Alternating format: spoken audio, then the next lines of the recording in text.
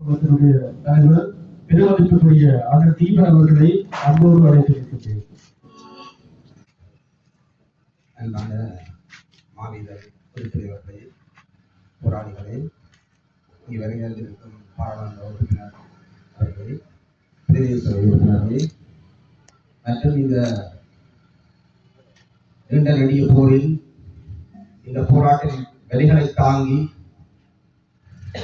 எங்களோடு பயணித்த எங்கள் அன்புக்குரிய மக்களே, உங்கள் அனைவருக்கும் எனது அன்பான பணிவான வணக்கங்கள்.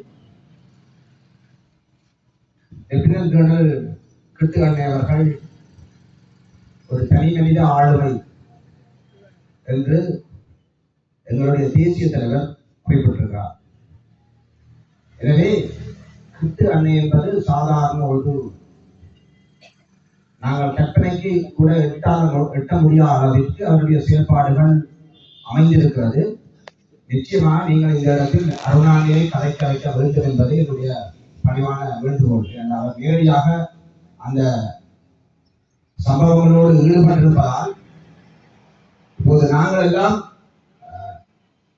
அறிதலைத்தான் கலைக்க முடியும். நேரடியாக கிட்டுஅண்ணையோடு நாங்கள் பழகி அல்ல அவருடைய அந்த பொறுப்பீர்கள் செயல்பட்டிருக்கக்கூடிய எங்களுக்கு வயது அந்த கட்டத்தில் இருக்கவில்லை. ஆனால் அருணாண்ண நேரடியாக கிட்டுஅண்ணையோடு அவருடைய பொறுப்பீர்கள் அவரோடு செயல்பட்டிருப்பார்கள் என்பதால் அவர் இந்த இடத்தில் கதைக்க வேண்டும் என்பது என்னுடைய தாழ்மையான கருத்து. என்றால் கிட்டு அண்ணை என்பது அவருடைய இந்த ஆளுமை அந்த பழைய போராளிகளிடம் கேட்கும் போது உண்மையிலேயே மெய்சிருக்கு. களமுனைகளில் அவருடைய வீரம், நிர்வாகத்தில் அவருடைய ஆளுமை, சர்வதேச செயல்பாடுகளை ஒருங்கிணைத்த தன்மை மற்றும் யாழ் குடா நாட்டையே அதிர வைத்த அவர்களுடைய களமுனை செயல்பாடு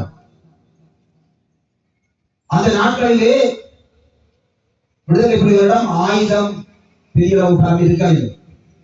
ஆனால் யாழ் மாவட்டத்தில் ஒரு 50 கலிபர் துப்பாக்கி 50 கலிபர் ஒன்றுதான் இருந்தது.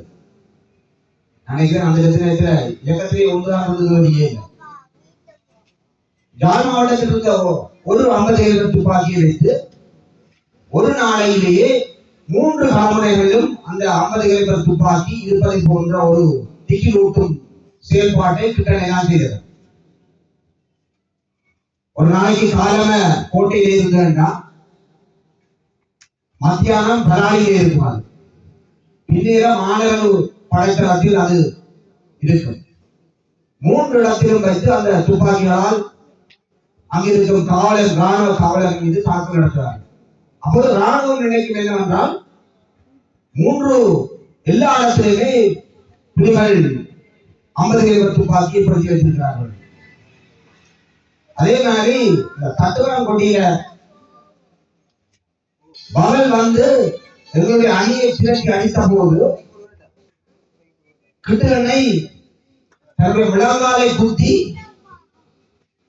G3 அவருடைய அதிகம் பேசுகின்ற G3 வைகளால் அந்த பகலின் கண்ணாடிக்கு ஓடி வந்த சாதனையின் கண்ணாடிக்கு சுட்டதால் அந்த பகல் அவரோடு அந்த இடத்தில் நின்றதாக ஒரு வரலாறு இருக்கின்றது. இதுவரை காலமும் பகலை பார்த்து அஞ்சுகின்ற அந்த தன்மை அன்றோடு கிட்டுஅண்ணை முடித்து வைத்தாராம் என்றும் ஒரு கதை இருக்கிறது. ஒரு காலத்துல இந்த போலீஸ் போடுறத காக்கி கட்டதுலேயே எங்களுடைய மக்கள் அங்கி நடங்கிய காலம் இருக்கின்றது. அதனால்தான் எங்களுடைய காவல்துறை ஆரம்பித்த போது தலைவர் இந்த காக்கி உறுப்பு வேண்டாம் என்று சொல்லி நீங்களும் கலந்து ஒரு எங்களுடைய அந்த காவல்துறை சீருடையை நீளமாக வடிவமைத்திருந்தார். ஏனென்றால் மக்களுக்கு இந்த காக்கி உறுப்பின் மீது ஒரு பயம். அவர்கள் ஆயுதம் பெற்றிருக்க தேவையில்லை. காக்கி உறுப்பை கண்டாலே சிறுநீர் கழிக்கிற அளவுக்கு எங்களுடைய மக்கள் அச்சப்பட்டிருந்தார்கள். ராணுவத்தோடு அல்லது போலீஸோடு தாங்கள் எந்தவித எதிர் செயல்பாடுகளை செய்ய முடியாது என்ற அளவுக்கு இருந்த அந்த செயல்பாட்டை முறியடித்த பல்வேறு சம்பவங்களில் இதுவும் கிட்டனை பொறுத்தவரையில 1978ஆம் ஆண்டு எங்களுடைய விடுதலை அமைப்பு இணைந்தனர். 85ஆம் ஆண்டு 1ஆம் மாதம் 9ஆம் தேதி கேப்டன் பண்டிதர் என்ன யாழ் மாவட்ட பொறுப்பாக இருந்து அச்சிவேலி பகுதியில் ராணுவத்தினரால் சுற்றுவளைப்பின் போது வீரச்சாவடைந்த பின்பு யாழ் மாவட்ட தளபதியாக கிட்டுக்கண்ணை புறப்படுகின்றார். 87ஆம் ஆண்டு 3ஆம் மாதமடையில ஒரு சின்ன கைக்குண்டு தாக்குதலில் அவர் காயப்பட்டு அவருடைய காலை விலங்காலுக்கு மேல் இழக்கின்றார். அதற்கு பிறகு அவர் இந்தியாவில் மருத்துவத்துக்காக சென்று அங்கு மருத்துவ சிகிச்சைகளை முடித்து அங்கு கடமையாற்றிய போது இந்திய அரசால் கைது செய்யப்பட்டு சென்னை சிறையில அடைக்கப்படுறார். அடைக்கப்பட்ட பின்னர் அவர் தன்னுடைய சிறையில் இருந்து செய்யப்பட்ட போராட்டங்களினால் அவர் விடுதலை செய்யப்பட்டு யாழ் குடாநாட்டில் கொண்டு வந்து விடப்படுகின்றார். இதுக்கிடையில கிட்டத்தட்ட அங்க இந்தியாவில் இருந்த போது அவர் சரியான பலசாலி. போராளிகளை அவர் ஒட்ட காலில் நின்று கொண்டே இந்த சிரட்டு குடங்களாம் பிடிச்சு ஒட்ட கையில தூக்கி வச்சிருக்கார். நினைச்சு பாருங்க, ஒட்டு காலில் நின்று போராளிகளை கம்பலாக ஒற்ற காலில் வச்சு தூக்கி வச்சிருக்க, ஒற்ற காலில் நின்று கொண்டு கையால தூக்கி வச்சிருக்காங்க. அப்படி பலசாலி. அப்ப இங்க அதை கொண்டு வந்து விட்ட பின்பு விடுதலை செய்த பின்பு அவர் நல்லூருக்கு மக்களை சந்தித்த போது மக்கள் அவரை பார்த்து கையெடுத்த கும்பிட்ட சம்பவம் அங்கே இந்த போராளிகளால் இன்றும் சொல்லப்படுகிறது. அதுக்கு ஒரு பாட்டும் இயற்றி இருக்கிற அந்த பாட்டுடனே ஞாபகம் இல்லை. கந்தனையா தொழுதார்கள் உந்தனையே தொழுதார்கள் என்று சொல்லி அந்த பாட்டின் வரிகள் அமை அவ்வாறான முறையில் யாழ் குடாநாட்டில் மக்களாலும் போராளிகளாலும் நேசிக்கப்பட்ட ஒரு ஆளுமையாக கிட்டுக்கண்ணை இருந்திருக்கிறார். கிட்டுக்கண்ணையை பொறுத்தவரையில அவருடைய திரு சம்பவங்களும் இருக்குது. கிட்டண்ணை எப்போதும் முகாமில நின்றுட்டு திடீரென்று பொறுமையோட மோட்டர் எடுத்துட்டு போவாராம். ஏன் போராளிகள் என்ன சேர்த்து போடாம பண்ணீங்கன்னு கேட்டா அப்பதான் கிட்டு நேரம் இல்லாம ஓடி தீர்கிறாங்கன்றத எல்லாரும் நினைக்கிறாங்கன்னு சொல்லி அடிக்கடி அவர் நின்ற நிலையில சேர்த்து இல்லாமலே வழியில மோட்டர் சைக்கிள் எடுத்து போவாராம். அதே மாதிரி திருப்பி வந்து நேரடியா வீட்டுக்குள்ளேயே மோட்டர் சைக்கிள் ஏற்றுவார். படிகள்ல வேகமா வந்து வீட்டுக்குள்ளேயே மோட்டர் சைக்கிள் ஏற்றுவார். ஒரு சம்பவம் ஒன்று, ஒரு நாள் போராளிகள் பேசை விளக்கு மாத்தால கூட்டாமல் கவனிக்காமல் அவர்கள் விட்டுருக்கிறார்கள். கிட்ட வந்து பார்த்து பேச கூட்டாமல் மனமரண்டு அவர் போய் விளக்கமாக கூட்டியிருக்கிறார். கூட்டும் போதுதான் எங்களுடைய ஒரு போராளி ஓடி போய் அண்ணன் நான் கூட்டுறேன் பார்க்கிறார். விளக்கு மாத்தால அவருக்கு விழுந்தான் அடிக்கிறேன்டா விழா நின்று நான் கூட்டம் நீ என்ன செய்ய.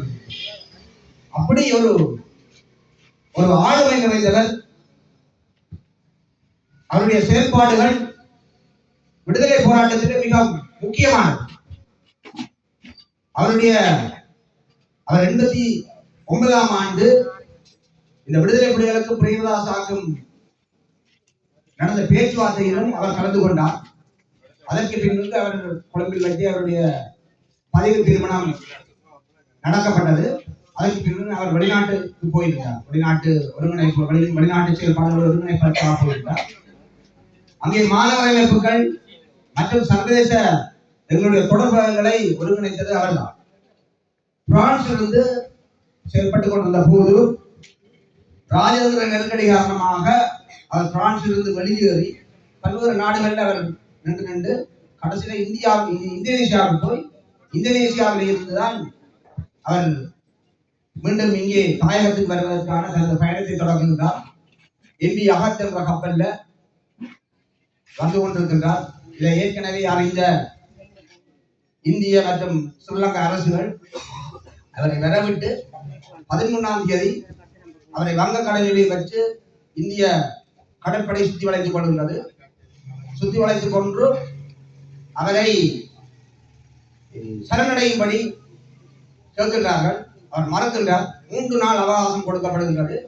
அந்த 3 நாள் அவகாசத்தையும் அவர் ஏற்றுக்கொள்ளாமல் இருந்தபோது 16ஆம் தேதி காலை 6:10 2 உலங்கு வானூர்திகள் உட்பட 5 விமானங்கள் கப்பலை சுற்றி வட்டமடிக்கின்றது. இதனை அறிந்து கொண்ட கிட்டண்ணா அவர்கள் தானும் தன்னோடு நின்ற 9 போராளிகளும் கப்பலுக்கு தீயிட்டு கொளுத்தியதாகத்தான் வரலாறு. ஆனால் நான் நினைக்கிறேன் கப்பலுக்கு தீயிட்டு கொளுத்தியிருக்க மாட்டார்கள். அவர்கள் வெடிமருந்து வைத்து தகர்த்திருப்பார்கள். ஏனென்றால் அல்லது அதற்குத்தான் வாய்ப்புகள் இருக்குது. ஏனென்றால் அதுல கிட்டு அண்ணா, லெப்டினன்ட் குட்டிச்செல்வி அண்ணா, லெப்டினன்ட் மலரவன் அண்ணா மற்றும் பல படப்புலிகள் உட்பட பல போராளிகள் 10 போராளிகள் அதை வீழ்ச்சாடுகிறார்கள். நிச்சயமாக அந்த கப்பல் நாங்கள் நினைக்கிற மாதிரி ஒரு வெற்றி கப்பலாக இருந்திருக்காது. விடுதலை புலிகளுக்கான விநியோக கப்பலாக இருந்திருக்கு. ஆகவே அங்கே வெடிமருந்து இருந்திருக்காது என்று நாங்கள் இப்போது ஒரு சர்வதேச தேவைக்கு காரணமாக சில செய்திகளை அந்த நேரத்தில் விடுதலை புலிகள் மாற்றி சொல்லியிருப்பார்கள். ஆனால் அது அவ்வாறு இருந்திருக்காது. நிச்சயமாக ஆயுத போராட்டத்தின் மூலம்தான் விடுதலை கிடைக்கும் என்பதில் விடுதலை புலிகள் உறுதியாக இருந்தார்கள். அது கிட்டண்ணா உட்படத்தான். ஆகவே கிட்டண்ணாவின் அந்த ஆளுமை என்றது நாங்கள் பல்வேறு வடிவங்களில் பார்க்க வேண்டும். எனவே இந்த வரலாறுகள் எங்களுடைய சந்ததிகளுக்கு சரியாக காட்டப்பட வேண்டும். இப்போது இந்த விடயங்கள் நாங்கள் எங்களுக்கே இன்னொரு ஆள் சொல்லித்தான் அறிய வேண்டி இருக்குது. அரணாண்ணை போன்று அல்லது காக்காண்ணை அல்லது ஒரு சில போராளிகள் மட்டுமே அந்த பழைய போராளிகள் என்று சொல்லக்கூடியவர்கள் இருக்கிறார்.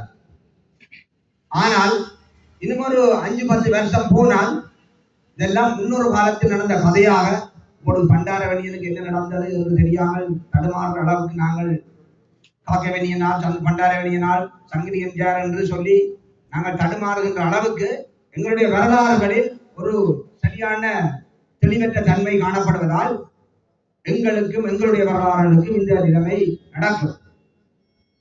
இதனால்தான் மாவீரர் போராளிகள் குடும்ப நலன் காப்பகம் இந்த வரலாறுகளை சரியாக எதிர்கால சந்ததிகளுக்கு கடத்த வேண்டும் என்பதற்காக இந்த